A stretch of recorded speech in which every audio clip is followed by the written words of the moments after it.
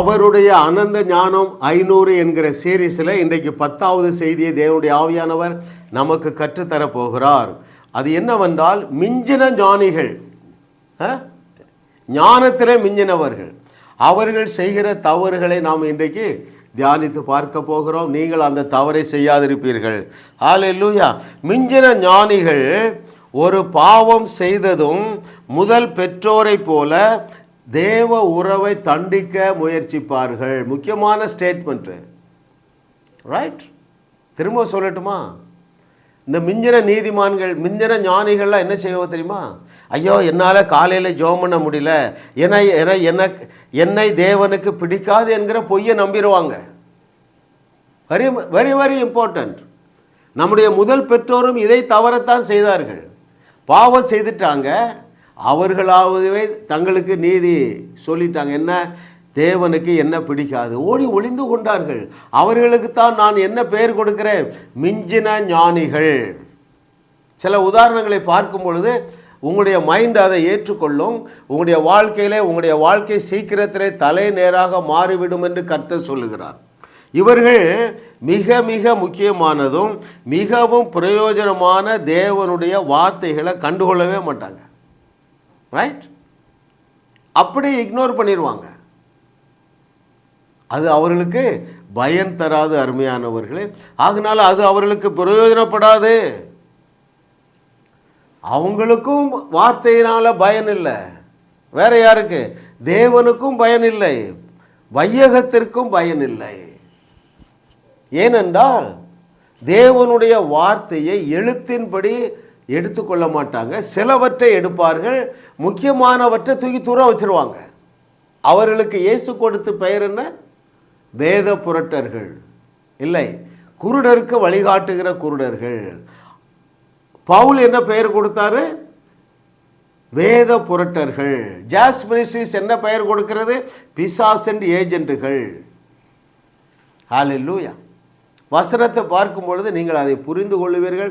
உங்கள் கண்களில் இருக்கிற செதிர்களெல்லாம் இன்றைக்கு கீழே விழுகிறது. நீங்கள் சூப்பர் நேச்சுரல் வாழ்க்கை வாழுவீங்க. ஆபிரகாமுடைய அத்தனை ஆசீர்வாதங்களையும் சுதந்திரித்து நீங்களும் வாழுவீர்கள், வையகத்தையும் வாழ வைப்பீர்கள். பாருங்கள், அவர்கள் எதை அறியல தெரியுமா?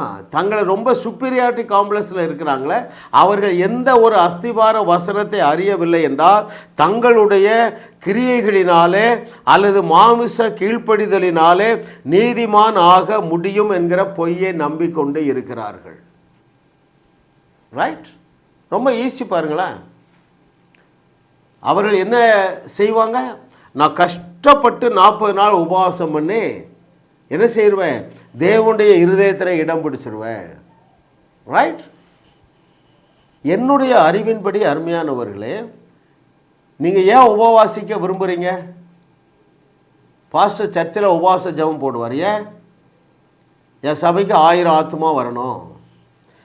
எங்கள் சபையில் 20 பேர் வியாதியோடு இருக்கிறாங்க, அவருடைய வியாதிகளிலிருந்து அவர்கள் சுகம் பெற வேண்டும். இத்தனை பேர் கடன் பிரச்சனையில் இருக்கிறாங்க, இவர்கள் கடன் பிரச்சனையிலிருந்து வெளியே வர வேண்டும். இதற்காக விழுந்து விழுந்து ஜெபம் பண்ணுவாங்க. ஆனால் வசனம் என்ன சொல்லுது? உங்கள் சபையில் உள்ள அத்தனை பேரும் அவர்கள் தேவனுடைய தழும்புகளால் ஏற்கனவே சுகமாக்கி இருக்கிறார்கள். எனவே நீங்கள் 40 நாள் உபவாசம் பண்ணி அதை பெற்றுக்கொள்ள வேண்டியதில்லை. ஹல்லேலூயா. உங்களுடைய ஏழ்மையை, உங்களுடைய தரித்திரத்தை இயேசு கிறிஸ்து சிலுவையில் 2000 ஆண்டுகளுக்கு முன்பதாகவே சுமந்து விட்டார். 2 கொரிந்தியர் 8:9 சொல்லுகிற, ஏனையா அவர் தரித்திரரானார், உன்னுடைய தரித்திரத்தை சுமந்தாருப்பா, ஆகையினால் அவர் தரித்திரரானார். அவர் மேலே இருந்த ஆபிரகாமுடைய பூமி தாங்க முடியாத ஆசீர்வாதத்தை என்னுடைய சிரசில் வச்சிட்டாரு. எனவே நான் கோடீஸ்வரன் ஆயிட்டேன். இதற்காக நீங்கள் ஜெபிக்க வேண்டியதில்லை. கடன் பிரச்சனை இருக்குதா? நான் என்ன சொல்லித்தரேன். முதலாவது பாருங்கள், நீங்கள் கடன் பிரச்சனையிலிருந்து வெளியே வர வேண்டும் என்றால் கண்டிப்பாக இந்த புஸ்தகத்தை வாசிங்க. Just 300 rupees. ஞாயிற்றுக்கிழமை வாங்க. சென்னையில் இருக்கிற முகப்பேரில் இருக்கிற கிங்ஸ் அண்ட் குயின்ஸ் அசம்பிளியில் ஞாயிற்றுக்கிழமை காலையில் 9 மணிக்கு ஆராதனை, ஞாயிற்றுக்கிழமை சாயங்காலம் எத்தனை மணிக்கு ஆராதனை? 6:30க்கு ஆராதனை. 8 மணிக்கு முடிஞ்சிடும். வாங்க, இந்த புக்கை வாங்கிட்டு போங்க. கடன் பிரச்சனைலேருந்து கஷ்டப்படாதீங்க. நீங்கள் படுற கஷ்டத்தை பார்த்து உங்கள் பிள்ளைகளுக்கும் கஷ்டம். எத்தனையோ நல்ல விசுவாசிகள்ங்க பிள்ளைகளை கவர்மெண்ட் ஸ்கூலில் படிக்க வைக்கிறாங்க. ஏன்? பொருளாதாரத்தை குறித்த அறிவு இல்லை. ஹல்லேலூயா. பாருங்கள், அதற்கு முன்பதாக நம்ம எதை பார்த்தோம்? எதையெல்லாம் இவர்கள் அறியவில்லை?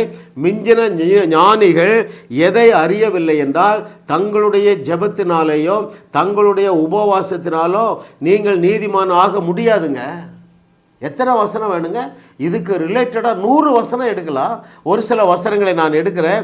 ரோமர் 10வது அதிகாரம் 2, 3 மற்றும் 4வது வசனங்கள். The book of Romans chapter 10 verses from 2 I shall read for you. மிஞ்சின ஞானிகளை பற்றி பவுல் சொல்லுகிறார். தேவனை பற்றி அவர்களுக்கு வைராக்கியம் உண்டென்று அவர்களை குறித்து சாட்சி சொல்லுகிறேன். ஆயிலும் அது அறிவுக்கேற்ற வைராக்கியம் அல்ல. எப்படி என்றால், அவர்கள் தேவ நீதியை அறியாமல் தங்கள் சுய நீதியை நிலைநிறுத்த தேடுகிறபடியால் தேவ நீதிக்கு கீழ்ப்படியாதிருக்கிறார்கள். அப்படி என்றால் என்னவென்றால், அவங்களுக்கு இந்த மிஞ்சின நீதிமான்களுக்கு தேவ நீதியை பற்றி நாலேஜ் இல்லை. 2 kinds of righteousness. ஒன்று மேன்ஸ் ரைச்சியஸ்னஸ், ரெண்டாவது God's righteousness. Seek his kingdom and his righteousness first, and all these shall be added unto you. முதலாவது தேவனுடைய ராஜ்யத்தையும் அவருடைய நீதியை தேடணுங்க. உங்கள் நீதி ஒன்றுக்கு ஆகாது. நீங்கள் 40 நாள் உபவாசம் பண்ணி நீங்கள் நீதிமான் ஆகுகிறீங்களா? அதுக்கு பேர் என்னது? அது அழுக்கு கந்தல். காலத்தையும் முழங்காலையும் போட்டு தேய்ச்சிட்டு இருக்காதீங்க. கர்த்தர் உங்களை வாழ வைக்கிற நாள் துவங்கி விட்டது என்று கர்த்தர் சொல்லுகிறார். இரண்டாவது, இந்த மிஞ்சின ஞானிகள் புரியாத ஒன்று என்ன தெரியுமா? ஒரு மனுஷன் விசுவாசத்தினால் மாத்திரம்தான் நீதிமான் ஆக முடியும். 40 நாள் இல்லை 400 நாள் உபவாசம் பண்ணாலும் நீ நீதிமான் ஆக முடியும் என்று சொன்னால், இயேசு கிறிஸ்து சிலுவைக்கு போயிருக்க மாட்டாருப்பா. அவர் உன் தரித்திரத்தை சுமந்திருக்க மாட்டாரு. உன்னுடைய துக்கத்தை சுமந்திருக்க மாட்டார். ஹல்லேலூயா. அதே ரோமர் 10வது அதிகாரம் 4வது வசனம் பாருங்கள். The book of Romans chapter 10 verse 4. விசுவாசிக்கிற எவனுக்கும் நீதி உண்டாகும்படியாக கிறிஸ்து நியாய பிரமாணத்தின் முடிவாக இருக்கிறார். இதை விட வெளிப்படையாக பஞ்சு பண்ணி எழுதவே முடியாதுங்க. நியாய பிரமாணத்தை குழி தோண்டி புதைச்சிட்டு நியாய பிரமாணத்துக்கு முடிவாக இருக்கிறார். நீ இன்னும் நியாய பிரமாணத்தை போதிக்கிறீர்களே, நீங்கள் நியாய பிரமாணத்தை நம்புறீங்களே, சிலுவையை வேண்டாங்கிறீங்களே. 2ல் 1 தாங்க. 2ஐயும் ஒன்றா வைக்க முடியாது. ஒன்று என்னது? சிலுவை. இரண்டாவது நியாய பிரமாணம். This two never go hand in hand. நியாய பிரமாணத்துக்கு விரோதமானது சிலுவை, சிலுவைக்கு விரோதமானது நியாய பிரமாணம். அப்படி என்றால் என்ன பொருள்? உங்களுக்கும் உங்கள் தேவனாகிய தகப்பனுக்கும் இடையிலே பகையை உண்டாக்கி கொண்டிருந்த நியாய பிரமாணத்தை அவருடைய குமாரன் மூலமாக என்ன செஞ்சாரு? தகர்த்து கொண்டு ஒழிச்சிட்டாரா இல்லையா? அதான் பவுல் எழுதுறார், முட்டாள்களேன்னு எழுதுறார் இல்லை? அவர் என்ன சொல்றார் பாருங்கள். அவர்களுக்கு வைராக்கியம் இருக்கிறது, நான் சாட்சி, ஆனாலும் அது அறிவுக்கு ஏற்றதல்ல. அப்படின்னு என்ன அர்த்தம்? முட்டாள்தனமான வைராக்கியம். எப்படியாவது வைராக்கியமாக 40 நாள் நான் உபவாசம் பண்ணுறேன், 5 பைசா கிடைக்காது. 5 பைசா கிடைக்காது. இன்னொரு கூட்டம் இருக்குது, எப்போ ஜெபம் பண்ணாலும் அழுக, 5 பைசா கிடைக்காது. ஏன்? அவிசுவாசம் இருந்தால்தான் உங்களுக்கு கண்ணீர் வரும். அவிசுவாசம் உள்ள ஜெபத்திற்கு ஏதாவது பைசா கிடைக்குமா? கேட்கிறதற்கு காதுள்ளவர்கள் கேட்க கடவர்கள். அப்போது இந்த நீதி என்பது விசுவாசத்தினால் மாத்திரம்தான் வரும். அந்த நீதிக்கு பேர் தேவ நீதி. சிலுவையிலே தேவன் உன்னுடைய பாவங்களை சுமந்து தீர்த்து விட்டபடியினாலே, அவருடைய நீதி உன்மேல் வைக்கப்பட்டதினாலே நீ நீதிமானாக இருக்கிறாய். It came just by faith on the Calvary cross. Hallelujah. எத்தனை வசனம் வேணுங்க உங்களுக்கு? 5:1 வாசிங்க. ரோமர் 5:1. விசுவாசத்தினாலே நாம் நீதிமான்கள் ஆக்கப்பட்டு இருக்கிறபடியால். ஹல்லேலூயா. கர்த்தரை தெய்வமாக கொண்ட நீங்கள் பாக்கியவான்கள். ஏனென்றால் உங்களை நீதிமான் ஆக்கும்படியாகவே உங்களுடைய அநீதி எல்லாவற்றையும் அவர் மேல் தூக்கி வைத்து அவரை அடித்து தண்டித்து சீர்குலைத்து சிதைத்து நீங்கள் சிதைக்கப்பட வேண்டும் சிலுவையில், நீங்களும் நானும் வதைக்கப்பட வேண்டியும். அதற்காக நம்மேல் வைத்த அன்புங்க, அவரை வதைத்து எல்லா தண்டனைகளிலிருந்தும் உங்களை அவர் நீக்கி விலக்கி மீட்டு விட்டார். ஹல்லேலூயா. விசுவாசத்தினால் உங்களுக்கு நீதி வராதுங்க, விசுவாசத்தினால் மாத்திரம்தான் வரும். ஹல்லேலூயா. கர்த்தர் நல்லவர் பாருங்க. 2 கொரிந்தியர் 5:21 வசனத்தை நம்பரையாவது ஞாபகம் வைங்க. நாம் அவருக்குள் நீதிமான் ஆகும்படியாக பாவம் அறியாத அவரை பாவமாக்கினார் நமக்காக. எனக்கோ நீதிக்கு சம்பந்தமே கிடையாதுங்க, ஆனால் என்ன பார்த்து நீதிமான்ங்கிறாரு. ஏன் யோசித்து பார்த்தா தான் தெரியுங்க. என் மீது இருந்த அநீதி அக்கிரமம் எல்லாவற்றையும் தூக்கி அவர் மேலே வைத்து விட்டு, அவர் மேலே இருந்த நீதியை தூக்கி என் மேல் வைத்ததுனால நான் தேவ நீதிமான் ஆனேன், அவர் பாவமானார். 2 கொரிந்தியர் 5:21. Hallelujah. Thank you master for your goodness. Very very important ட்ரூத்துங்க. ஏமாந்தது போதும் இதை நம்ப மாட்டாங்க. ஏன்னா அவங்க மிஞ்சின நீதிமான்கள். நானும் ஏதாவது செஞ்சு நீதிமான் ஆகணும் வச்சுக்கனே கொடுத்துட்றாரு. ஆண்டவரே நீர் இரக்கமுள்ள தேவன் தானே, ஏன் இப்படி பண்ணுறீங்க? தப்பாக தானே கிடந்து 40 நாள் 400 நாள் உபவாசம் பண்ணுறாங்க. அவங்கள்ட்ட நீங்கள் பேசக்கூடாதுன்னு கேட்டால் அவர் என்ன சொல்ல தெரியுமா? அவன் காதை மூடிட்டான், அவனுக்கு புதிய ஏற்பாடு புதிய உடன்படிக்கை புரியாது, அவன் கிருபையை ஏற்றுக்கொள்ள மாட்டான்.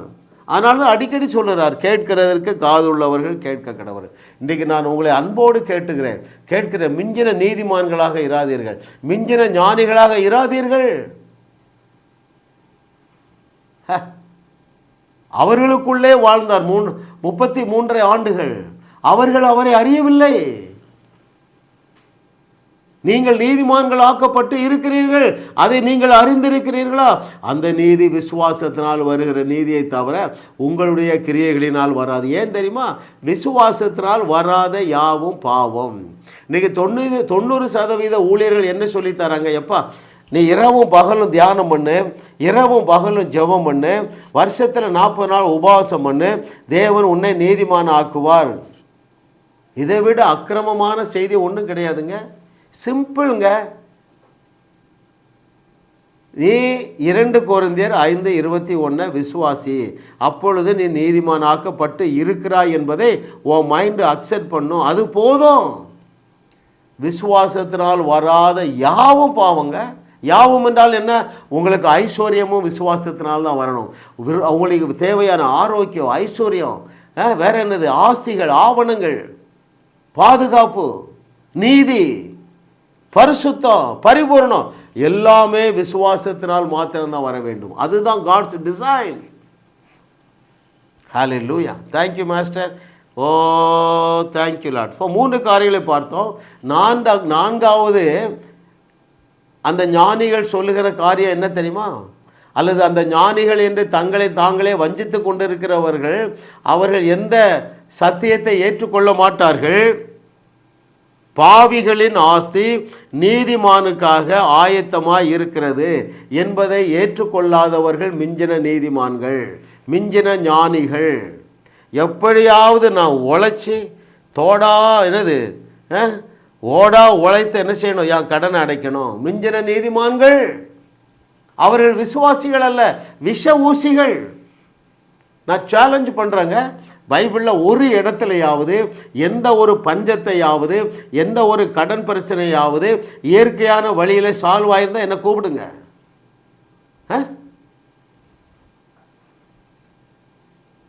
அங்கே விதவை கணவன் இறந்துட்டான், கணவன் காசு வாங்கி கடனை வச்சுட்டு போயிட்டான். தீர்க்கதரிசியினுடைய மனைவி, பிள்ளைகளை கடன்காரங்க தூக்கிட்டு போக வராங்க.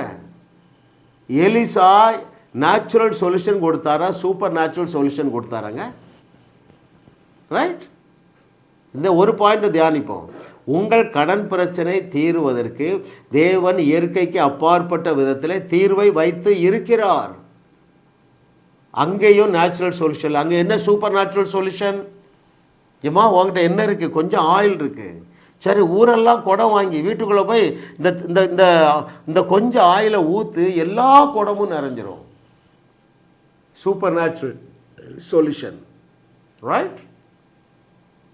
கானாவூர் போகிறாரு, கல்யாண வீட்டில் திராட்சை ரசம் பற்றாக்குறை நேச்சுரல் தீர்வளித்தாரா?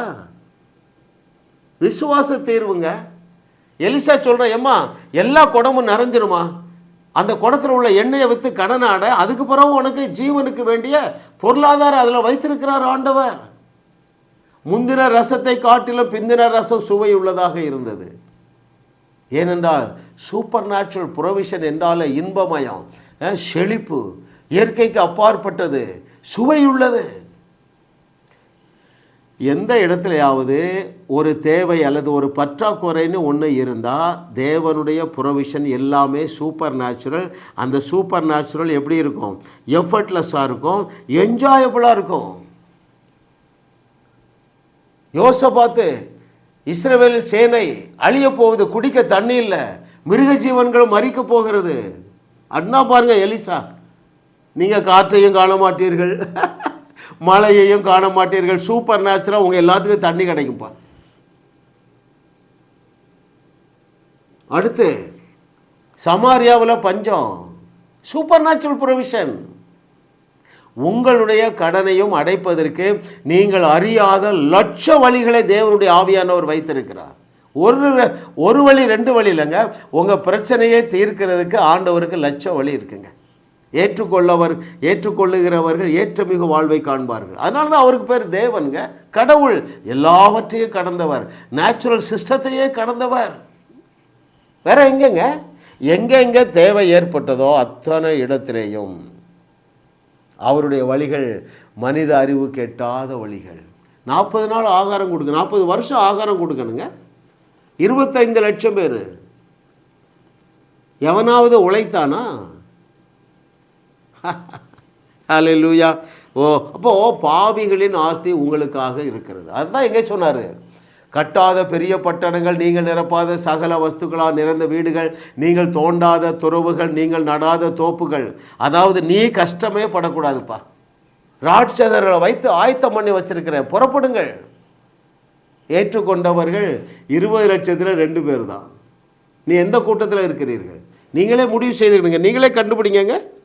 அப்போது பாவிகளின் ஆஸ்தி நீதிமான்களுக்காக ஆயத்தமாக இருக்கிறது என்பதை ஏற்றுக்கொள்ளாதவர்கள் மிஞ்சின ஞானிகள். ரைட்? பல வசனம் ஆதாரம் இருக்குது, 1-2 தான் சொல்லியிருக்கிறேன். அடுத்து பாருங்கள், 5வது, இந்த மிஞ்சின நீதிமான்கள் அப்படியே உல்டாவாக ஒரு காரியத்தை செய்வார்கள். இயேசு கிறிஸ்து 3.5 ஆண்டுகள் எல்லா பிரச்சனைகளையும் பேசி பேசி தீர்த்தார். 11:23 மார்க்கில் சொல்லியும் கொடுத்தாரு, நீ மலை போல இருக்கிற பிரச்சனையை பார்த்து பேசு, அது தானாகவே சமுத்திரத்துக்குள்ளே தள்ளுண்டு போகும் என்று சொன்னார. இதை ஏற்றுக்கொள்ளாதவர்கள் மிஞ்சின ஞானிகள். ரைட்? இன்னொரு விதத்தில் சொல்ல போனால், தங்களுடைய நாவிலே இருக்கிற அதிகாரத்தை அலட்சியம் பண்ணுகிறவர்கள் மிஞ்சின ஞானிகள், மிஞ்சின நீதிமான்கள். சொல்லியும் கொடுத்தாரு, செய்தும் காட்டினாருங்க. உன் படுக்கையை எடுத்துக்கொண்டு நட, அதுதாங்க ஜெபம். புதிய ஏற்பாட்டு ஜெபம் மாத்திரம் இல்லைங்க, பழைய ஏற்பாட்டிலே அப்படித்தான். பழைய ஏற்பாட்டில் எலிசா என்ன ஜெபம் பண்ணுறான்? எம்மா 10 மாதத்தில் உன் கையில் ஒரு ஆண் குழந்தை இருக்கும். அதாங்க ஜெபம். ஜெபம் செய்ய சிறந்த வழி. எனக்கும் என்னுடைய பிள்ளைகள், எங்கள் பேர பிள்ளைகளுக்குடைய மனக்கண்களை திறந்த புஸ்தகங்க. Better way to pray, better way to pray. Hallelujah. நாளைக்கு இந்த நேரம் சமாரியாவிலே பஞ்சம் இருக்காது, அது தேவரக ஜெபம். தபித்தாலே எழுந்திரே, தேவரக ஜெபம். இன்று கண்ட எகிப்தியனை இனி என்றுமே காண்பதில்லை, தேவரக ஜெபம். லாசருவே வெளியே வா, தேவரக ஜெபம். இன்றைக்கு உன் தலையை எடுப்பேன், தேவரக ஜெபம். இதெல்லாம் ஏற்றுக்கொள்ளாதவர்கள் மிஞ்சின ஞானிகள். ஆண்டவர் சரிப்பா ஓ வழியிலே போ, கொஞ்சமாவது மரியாதை இருக்காங்க. மார்க்கு 11:23 மெனக்கெட்டு சொல்லி, அது மெனக்கெட்டு ஒரு மரத்தை பார்த்து பேசி அது பட்டு போக பண்ணி அப்புறம் கிளாஸ் எடுக்கார். எப்பா, கடுகளவு விசுவாசம் இருந்தால் போதும், இந்த மலையை பார்த்து நீ பெயர்ந்து சமுத்திரத்திலே தள்ளுண்டு போ என்று சொல்லி உன்னுடைய இருதயத்திலே நீ சந்தேகப்படாமல் விசுவாசித்தால் நீ சொன்னபடியே ஆகும் என்று மெய்யாகவே வேற சொல்லியிருக்கிறாரு. மரியாதையே இல்லை, இந்த வார்த்தைக்கு மரியாதை இல்லைங்க.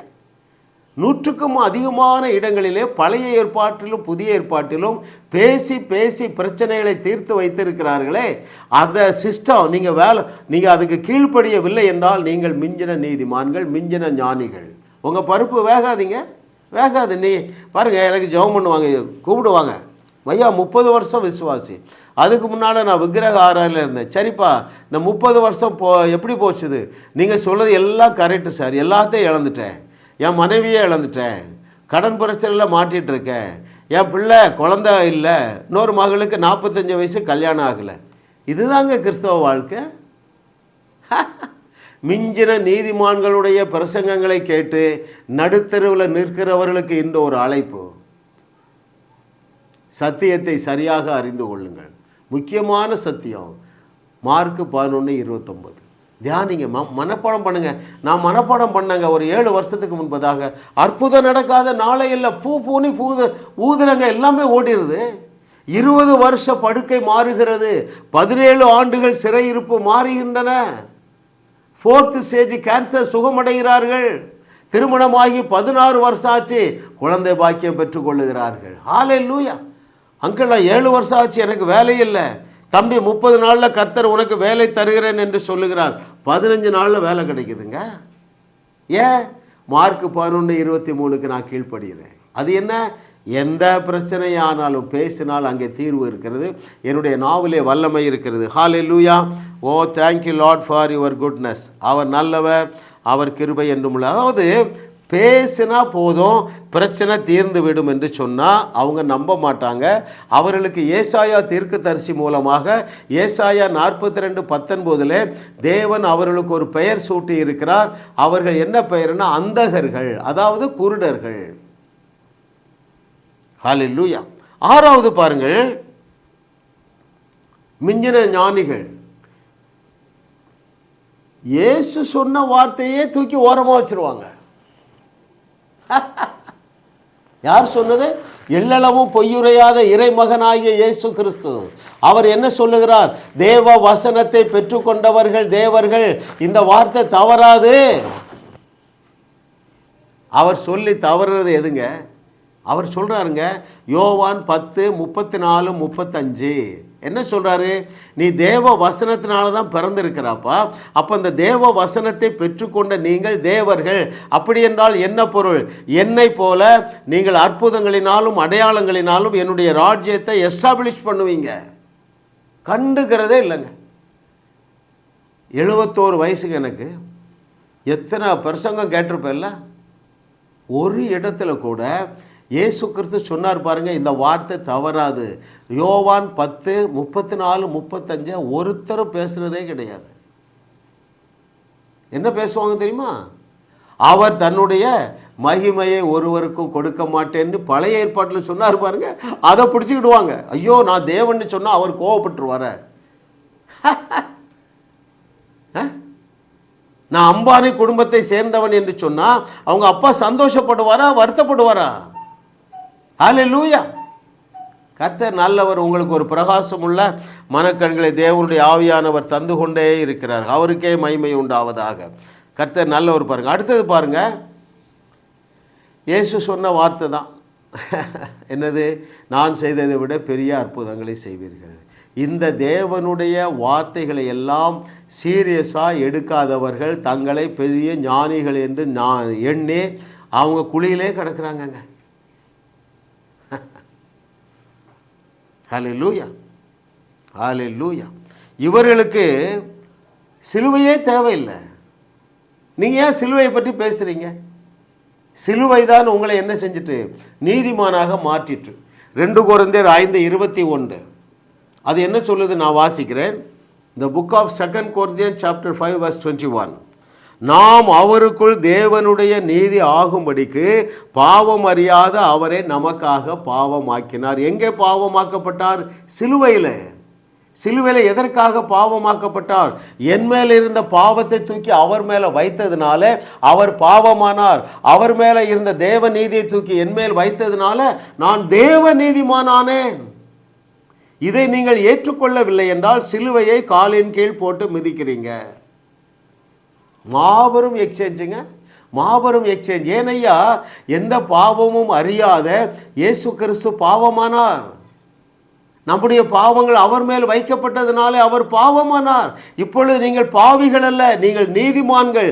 நீதிமான்கள் அல்ல, தேவ நீதிமான்கள். நாம் அவருக்குள் தேவ நீதிமான் ஆகும்படியாக. அதனால தான் அதை 1 கொரிந்தியர் 1:31 வாசிக்கிறோம். அவர் நமக்கு நீதியை தரலங்க, இயேசுவையே நமக்கு நீதியாக்கி விட்டார். உச்சந்தலையிலிருந்து உள்ளங்கால் வரைக்கும் நான் தேவ நீதிமான். ஏனென்றால் தேவன் தன்னையே எனக்கு நீதியாக மாற்றி விட்டாருங்க. நான் அப்பழுக்கற்றவன். என்னுடைய கீழ்ப்படிதலில் குறைவு இருக்கா? 100 குறை இருக்குங்க. நான் அப்பழுக்கற்றவன். ஹல்லேலூயா.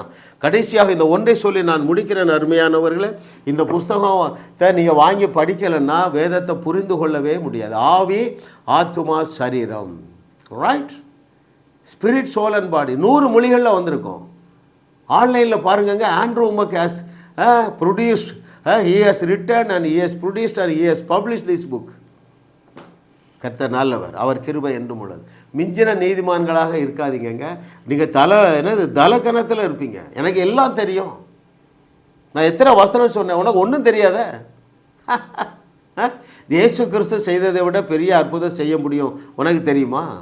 நீங்கள் வசனத்தை பெற்றுக்கொண்டதுனால நீங்கள் தேவர்களாக இருக்கிறீர்கள், அது உங்களுக்கு தெரியுமா? உங்கள் கீழ்ப்படிதலினாலே நீங்கள் நீதிமானாக முடியாது, அது உங்களுக்கு தெரியுமா? பாவிகளுடைய ஆஸ்திகள் உங்களுக்காக காத்திருக்கின்றன, அது உங்களுக்கு தெரியுமா? ஜாஸ் மினிஸ்ட்ரிஸ் செய்திகள் மூலமாக நீங்கள் ஆசீர்வதிக்கப்பட்டிருக்கிறீர்கள். நீங்கள் இந்த ஊழியத்தோடு கைகோர்க்கும்படியாக உங்களை அழைக்கிறோம். நீங்கள் காணிக்கை விதைக்கக்கூடிய நல்ல நிலமாக ஜாஸ் மினிஸ்ட்ரிஸ் இருக்கிறது. விசுவாசத்தோடு உற்சாகமாக பெருக விதையுங்கள். தேவன் உங்களை 1000 மடங்கு பெருக செய்வார். வாரந்தோறும் சென்னை முகப்பேரில் நடைபெறும் கிங்ஸ் அண்ட் குயின்ஸ் அசெம்பிளி ஞாயிறு ஆராதனைக்கு அன்புடன் அழைக்கிறோம். சத்தியத்தை சரியாக அறிந்து வெற்றி வாழ்க்கை வாழுவீர்கள். சென்னையில் உள்ள உங்கள் நண்பர்கள், உறவினர்களையும் 3 மாதங்கள் தொடர்ந்து வரும்படியாக உற்சாகப்படுத்துங்கள். முற்றிலும் ஜெயமான வாழ்க்கை வாழுவார்கள். உங்களையும் வாழ வைத்து உங்கள் மூலம் உலகத்தையும் வாழ வைக்கவே தேவன் எங்களை கிருபையாக அழைத்துள்ளார். விடுதலை பெறவும் சுகத்தை அனுபவிக்கவும் தொலைபேசியில் எங்களோடு தொடர்பு கொள்ளுங்கள்.